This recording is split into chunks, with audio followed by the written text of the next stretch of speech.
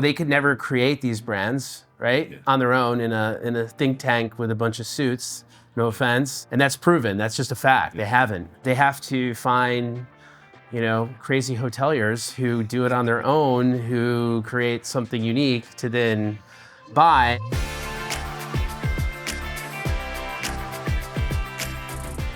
Welcome to The Modern Hotelier, hospitality's most engaged podcast. Don't forget to follow, like, and subscribe, and let us know in the comments below what you think about the episode. We were very excited to be partnering with ILC again for their Indie Cultivate Boston. We got a chance to put together a two-part series highlighting both the vendors and hoteliers. This episode is the hoteliers. Enjoy it. I'm excited to sit down with Matt Schwartz from Sage. Matt, how you doing? Doing great, David. Thanks for having me out here. You're welcome. How many ILCs have you been to? Wow, going back, this is my fourth ILC over the last 4 years. Wow. All right, good. And tell people who might not be familiar with how Sage works as an operator with hotels. Sure. So Sage is a third-party management company. We manage hotels and restaurants for a fee. Yeah. We've been in business for more than 40 years, privately held company based in Denver, Colorado. Our mission is to enrich lives one experience at a time. We had the privilege of doing a panel today and everyone was talking about AI. Maybe just give those who didn't get a chance to see it, who weren't here, just some takeaways from you on that panel. Sure. So at Sage, we like to say that we're unapologetically not an AI-first company, right, which is kind of unique these days to say that. But AI first implies human second. And our industry is firmly human first, experience driven. So we like to look at AI as an enabler. And so we separate, every job that exists in our hotels and restaurants into tasks. And we say, hey, which of those tasks can be automated, augmented, or agenically assisted with AI? Yeah. But we're not looking to replace people. We're looking to really augment and enable them with AI. So in your opinion, what do you think makes ILC events different from other events? ILC is just so much fun. Yeah. I mean, the networking, the seeing people that, that you can really understand, particularly on the independent hotel level. And there's always something new. I love just learning new things and bringing them back to Sage. And I feel like the panels or just in the networking, I always learn something new. Either it's a new vendor or some new technique or some new hotel I didn't know about. Always learning something. We're now joined by Roman Padan, the founder and CEO of Kasa. How are you doing today? I'm doing well. Thank you for having me. All right. Is this your first ILC? I was in the back of one ILC a few years ago, so this is technically my second. All right, tell us more about Kasa, the concept, and tell us about the technology. Yeah, so I founded the business 9 years ago. On the surface, we are a hotel and apartment hotel brand and manager. So we look like a management company that drives uniquely compelling bottom line to properties and a really nice personalized guest experience to people who stay. We have 90 properties across the country that we operate. Almost every major US city, if not every major US city.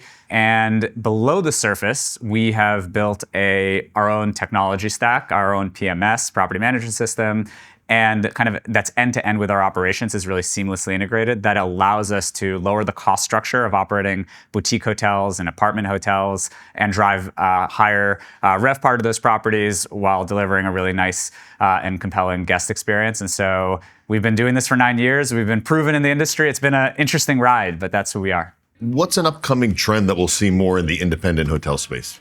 Two things.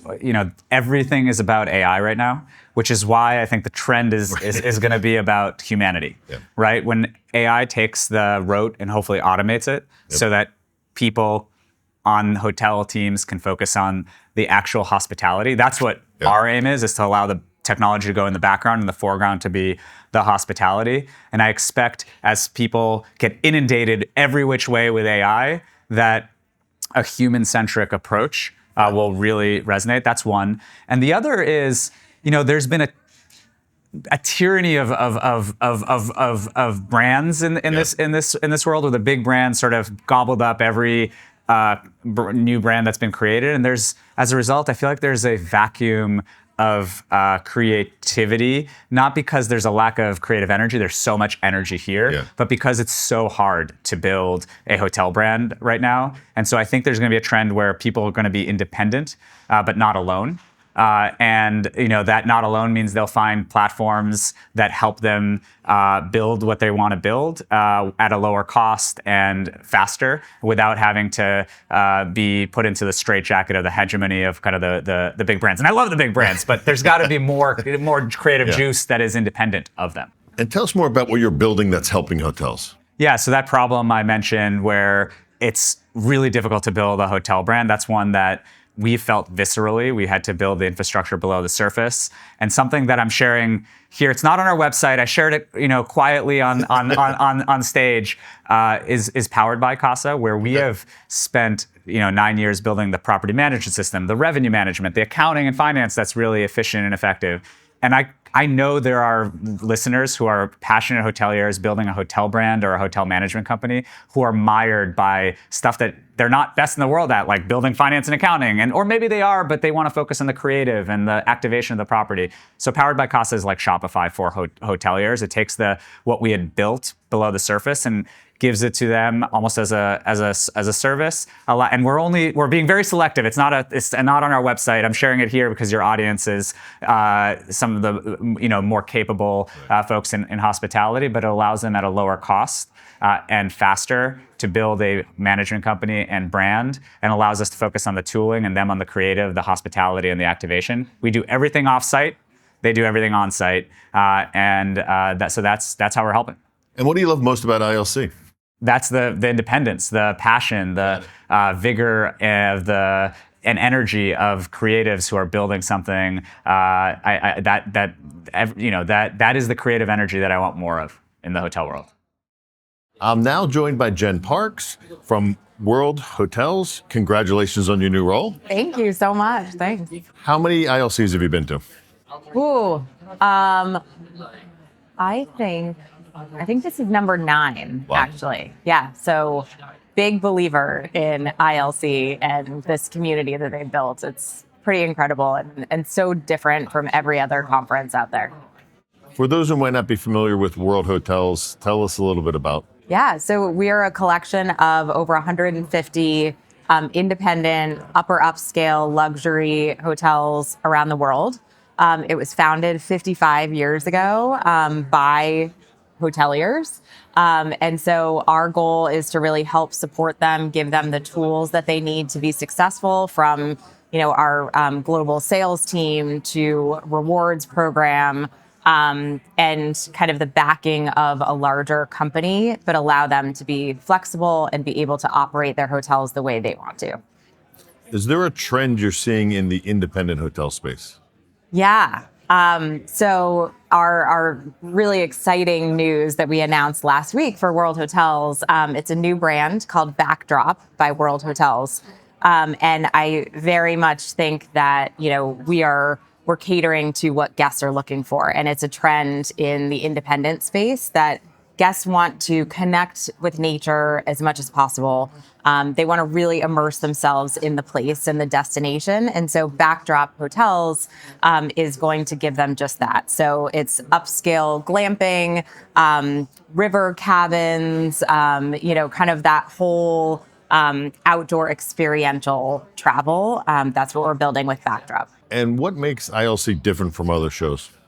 I would say 2 things. The first, which might be obvious to those of us that have been to many ILCs, is the people. And it's a true community and a family. And, you go to conferences and people talk about measuring ROI. I'm going to these conferences. The thing about ILC is, you may not come home with, a new business deal signed, but 2 years down the line, someone that you met and had a really great conversation with is going to reach out to you and maybe have something in the pipeline at that point. So really great connections, great community. And then I think the other thing is how hyper local. There's always a piece of whatever city or destination that the conference is in that you really get to kind of take in. So I love the walking tours and understanding kind of the boutique hospitality space in whatever city the conference is in.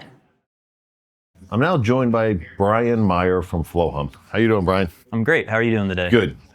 How many ILCs have you been to? This is my first one. Okay, great. So tell us about Flowhum. What do you guys do? Yeah, so we're a vertically integrated experiential hospitality company where we're manufacturing luxury houseboats. We design them, we launch them, we operate them, we market them. Right now, we're focused on deploying them in premier waterfront destinations across the East Coast. And so that's one of the reasons why I came here, was invited to speak here about how hotels and hoteliers can start to think about activating their waterfront. Now, many hotels don't have waterfront, but to my estimation, there's about 80 waterfront hotels in the US with marinas or waterfront to be able to build a marina. And taking those traditional utilized marinas as boats and slips and turn them into extra keys or floating amenities that the marina can use. All right, so we were talking before we started filming about how you've been using AI. Can you take everyone through that again? Yeah, certainly. So, right time when we started the company was right in early 2023 when, the first version of ChatGPT went out in the wild, and knew at that time, like, this is the next phase of technology, where technology, any company can be a technology company now, right? Software has been commoditized. And so, what we first started using is for, obviously, research, communication internally, but we've been building our own internal tools, basically rebuilding our entire software stack to fit our company. So a lot of times when, especially when you scale, you bring in a software provider, you kind of have to change the way you operate based on that software, where now we're able to build software that's built for our business. And even with the recruitment and adding full-time employees in the company, like, we recruit first for AI native roles, like, not just using the tools, but these people understand how to embed this into their workflows. And so it's really helped us scale while still maintaining a small and lean team. So what do you think makes this event different from other events you've been to? Well, one, I think just the conversations. I think early on, a gentleman was just talking about, like, sometimes some of these events are just, like, very sales driven, where it's just here to have a conversation, network, meet new people. I didn't come from the hotel industry, so for me, it's just meeting new people, exposing them to this new world that we're doing, which is basically creating our own hospitality category. Yep. So really, just being able to meet new people, share what we're doing, see if there's any opportunity to partner in the future. I'm here with John Flanagan from Wylder Hotels. How you doing, John? I'm doing great. All right, so a couple questions for you. How many ILCs have you been to? I started at, like, the very beginning. I went to 3 or 4 of them when they first started. Sporadically throughout the years, a few, so probably 8. So tell us more about Wylder Hotels. Yeah, so Wylder Hotels are typically in surprising locations, and they're full-service hotels that are iconic, nostalgic, had a long history, perhaps family-owned for generations, and we look to acquire them to kind of bring back that nostalgia and resurrect them into the future while keeping the soul of the property. And we typically have a lot of amenities that are outdoor or adventurous, such as a wood fire sauna, a walking path, perhaps kayaks or paddle boards. We usually always have nice saltwater pools. And we have a crab shack in one. We have another kind of Cheers bar, neighborhood place, and another one called Babblers. And we focus a lot on food and beverage, but we have a lot of other kind of nature amenities that are nearby, a body of water, mountains, so guests can experience nature throughout them. What's a trend that you think we're going to start seeing more of in the independent hotel space? I don't know if I look at trends particularly. I like to maybe not necessarily go with the trends. And so I hope it's continuing to focus on the guests in the sense that things remain analog and not so tech focused. I think the technology is great for the back of house operations and managing and efficiencies. That's great.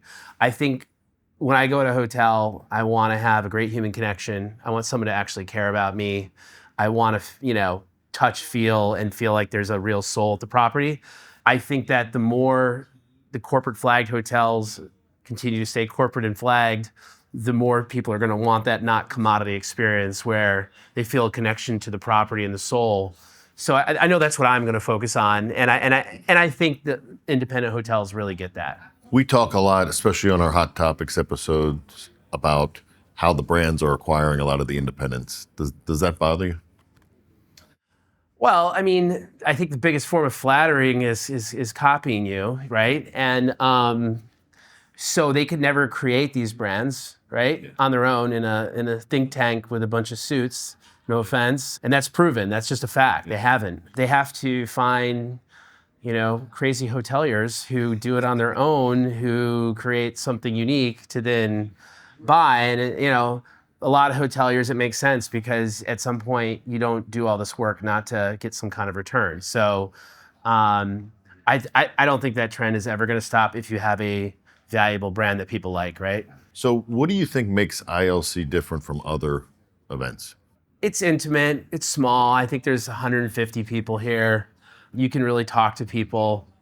I like that they try and not have the whole vendor sales pitch here. Like they make an effort to say, hey, we're not here to sell everyone on who you are. If that happens organically, great. I don't like getting attacked by 100 vendors when I come to a conference, like to sell me on their stuff. I actually want to listen to the speakers and hear what they have to say and network organically. And I think that's my favorite part. I'm here with Jason August from Bike Ranch. How you doing? Pretty good. All right, so I got a couple questions for you. How many ILCs have you been to? This is my first ILC. Okay, good. Can you tell us more about your company, Bike Ranch?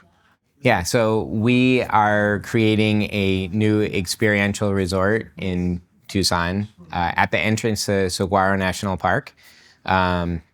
So focused on biking, whether it's mountain biking, road biking, gravel biking, but also activities and wellness in general.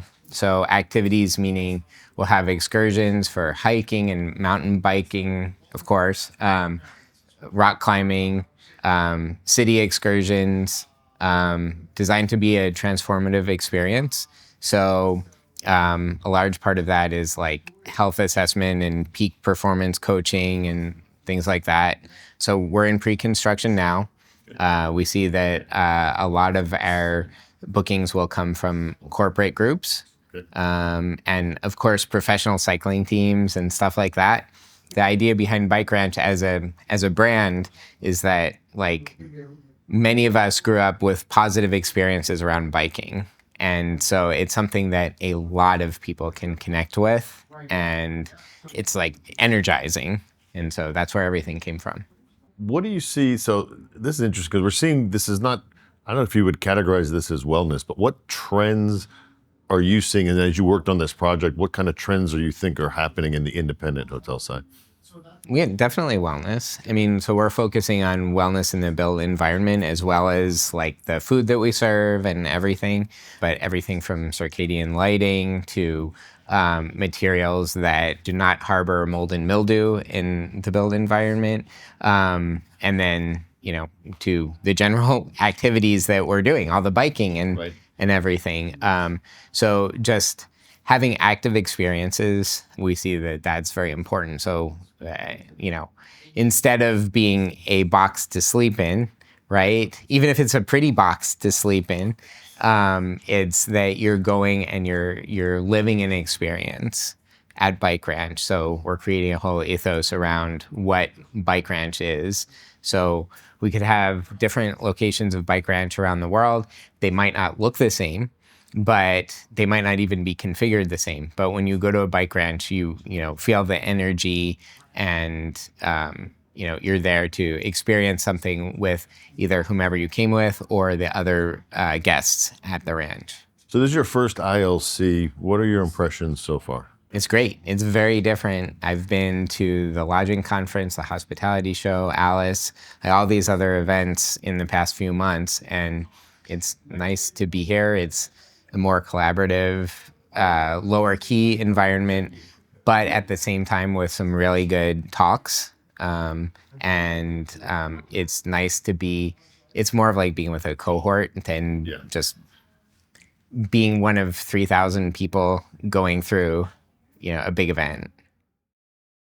I'm here with Jen Barnwell from Curator Hotels. Jen, how you doing? I'm great. How are you? Good. So how many ILCs have you been to? Oh, great question. So I started coming in 2021. So I've been to maybe 2 or 3 a year. So, I think I could probably safely say 12. Well, that's pretty good. So tell people who might not be familiar with Curator, not only what you do, but how you help independent hotels. Okay, love to. So Curator is a membership collection specifically for independents and boutiques. And once you join and come into the collection, then you have access to all of our program offerings, which are, it's a pretty wide range of things, but it's mainly our master service agreements where we found the best vendors to partner with the absolute best pricing. So you can have a lot of cost savings opportunities with vendors you already partner with or finding new vendors and new platforms and services. But we also do a lot of consumer facing initiatives so we can help amplify your hotel, amplify your experiences, and drive some incremental revenue as well. Is there an upcoming trend or something that you're seeing that is happening with independent hotels? I don't kind of identify or I can't put my finger on a trend. It's Right. more, I tend to focus on with independents and boutiques what makes them so special and make sure we continue to drive that message because we do stand out. We are special. Yep. We should always continue differentiating ourselves. So that's what I tend to focus on in the independent boutique space. Really find the ways that you can differentiate yourself from everyone else and specifically the big brands. And in our space, there's so many ways to do that. So it's more, for me, consistently staying with your story and your concept and making sure you're pulling that through in everything you do. So how do you see AI affecting independent hotels? Do you see it happening in a positive way or a negative way? I think I would say it could potentially be both because I think what we see and hear a lot about is people attaching AI to like almost anything and everything and saying they have this great new AI solution, which may or may not be true. And that's honestly where Curator can come into play. We are trying with our team and our resources to really vet all these new platforms and technologies that are out there and truly figure out who's doing something innovative and helpful for independents and boutiques and make that part of, our roster, so to say. And I think we do have a new opportunity here to stand out with AI agents and AI search, and all those good things that maybe we didn't have before because OTAs just have huge budgets and are way out in front and have been doing it for so many years. So maybe this is going to give us a chance for a little bit of a leg up that we haven't had in quite a while. So what makes this event or ILC events in general different from other events that you attend? Oh my God, it's totally different. And it's, it's so interesting. A lot of people have been asking me that about when I've seen people at other conferences, honestly. And I think ILC has just continued to stand out and be different in what they do because of the way they structure the conference with an immersive experience on the front end, which is very social and also super interesting and eye-opening, things you wouldn't never experience maybe in a city you've been to a million times. And just the attendees. I mean, I've luckily been doing this for 5 years, but it's really an environment where they want you to talk to people and get to know people first and foremost. And when I walk into an ILC event now, I'm just so happy because I know so many people now because I did take the time to talk to a lot of people. I've made so many friends that I don't do business with at all, but I keep in touch with and see here. And for Curator specifically, I see members, I see vendor partners, and then I can always check back in with people I've met and see if they're interested in Curator some other time. But, we don't do business at these conferences. We just try to get to know each other and what we do. I'm joined by Steve Rubin from Collard Martin. Thanks for joining me. Welcome. My pleasure. All right. How many ILCs have you been to? I have been to 2, actually. This is my second. The first one was at the Highline Hotel in New York City. And I think it was dating back to like 2017, 2018. Wow. It was one of the first ones. Yeah, I think I was there. So tell us more about what Collard Martin does. So Collard Martin Hospitality is a hotel management company. We have a strong partnership with Blue Flag Capital, and we run their portfolio of hotels.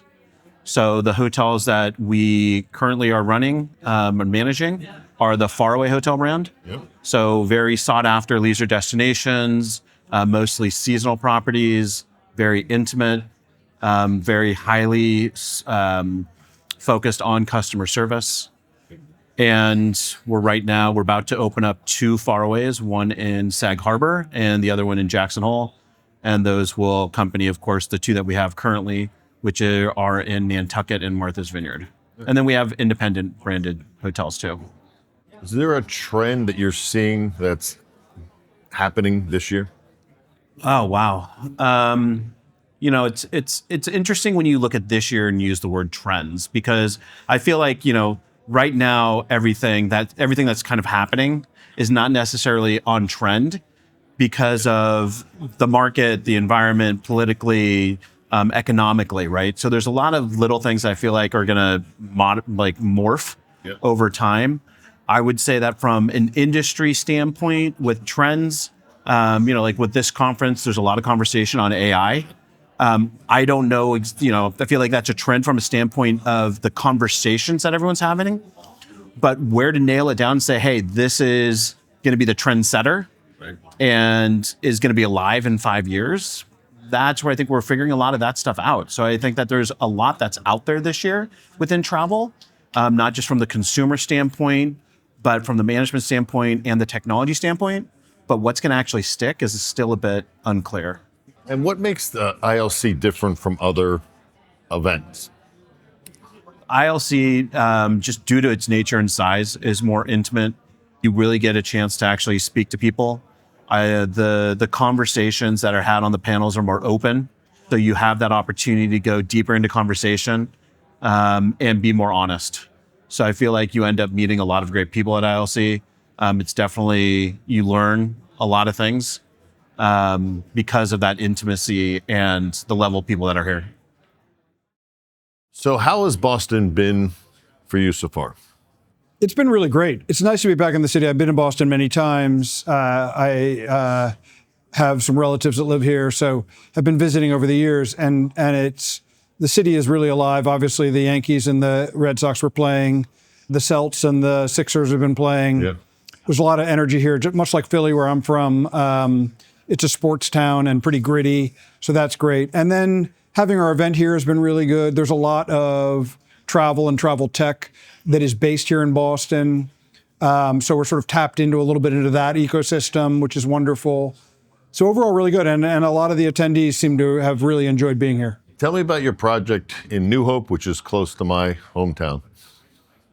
So we just acquired a small little rundown motel just outside of New Hope that you're familiar with. I mean, we can go, if you want me to talk about some of the stories of you in high school while you were there, we can do that. But more seriously, we've acquired it. We're under starting on renovations, hoping to be open early next year. New Hope is an amazing market. I grew up across the river in Lambertville, New Jersey. Both really great little river towns, very quaint, lots of little shops, restaurants, bars. Great places to walk around. We're about a mile outside of New Hope, just up the hill. Very vibrant. There are a number of small lodging options, but nothing that I would consider what I term design forward. And so we're really excited to bring a new sort of option to the market and see how that goes. We have a pool in the middle, a little bar. We're working on a wedding and event venue idea that we have. And we have a really exciting announcement to do. I can't do it today, but with a fairly significant public retail company that we're planning on partnering with there. So we're just sort of ironing out the details on that right now. But when we do, I think it's going to be really exciting as well. What trends are you seeing in the independent space?